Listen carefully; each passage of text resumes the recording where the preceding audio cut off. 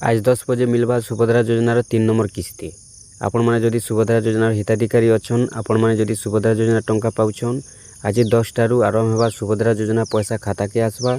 आपण माने भी सुभद्रा योजनार पैसा आज 10 टारू पाइबे। जेन माने गुटे भी किस्ती ने पाइबार मुलु ने पाइबार सेमान को एकाथर के 3टा किस्ती मिलवा। जेन माने पहला किस्ती सेकेंड किस्ती पाइछन सेमान को 3 नंबर किस्ती 5000 टंका मिलवा। इथिर भितरे आपनकर खाता क्लियर थिबार अच्छे, एनपीसीए क्लियर अच्छे बोले आज 10 बजे आपनकर पाके पैसा आसबा। आपण माने सुभद्रा योजनार पैसा आज पाई पारबे। देखुन पैसा देवाटा 10 बजे रु आरंभ हेबा, किंतु कार पाके 10 बजे पहुँचवा, कार पाके 12 बजे पहुँचवा, कार पाके 1 बजे भी पहुँचवा।